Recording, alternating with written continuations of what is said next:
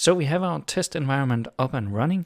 We have our ball with container and sprite and some classes that we can add and remove to it to see something happen. So we're going to start creating a JavaScript program and just create a new file, save it, call it script.js, JS for JavaScript, and then in the HTML we include it, and we do that at the very bottom just before ending our body. Here we say we create a script, and that has to reference and include the script JS file. So we say source equal script.js. And now we have it, and once we save, the script starts running immediately.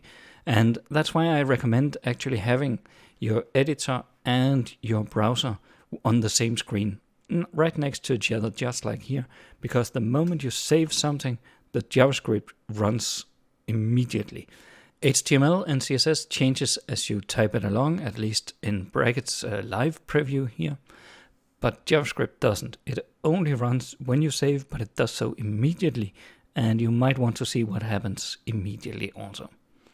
So let's create some JavaScript. Just write alert, parentheses, and a quote. Say hello world. That's our JavaScript saying hello. And end with a semicolon. And then save it. Try this yourself and see what happens. Of course, you need to pause the video, so pause the video now. Welcome back. What should happen when you save is you get this dialog box here saying, this number is probably different for you, but it says hello world. And this here is the text that you've written. You can press OK and you can say hello from JavaScript. You can also spell it correctly, that doesn't really matter. And it says hello from JavaScript. So you just created your very first JavaScript program. Let's look at what it is and what it does.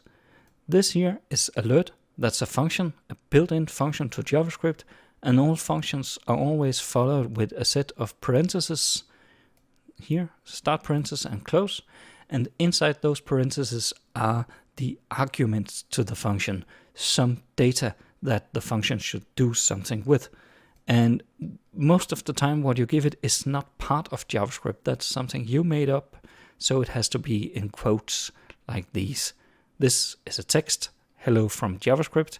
You could write whatever you want here. You could just write some gibberish. It doesn't matter. It's in quotes. So JavaScript just thinks you probably know what you're doing. I'm just going to take the text and display it on the screen. And then as a final thing, almost every line has to end with a semicolon. So this, your first program. Congratulations, you're now started with JavaScript.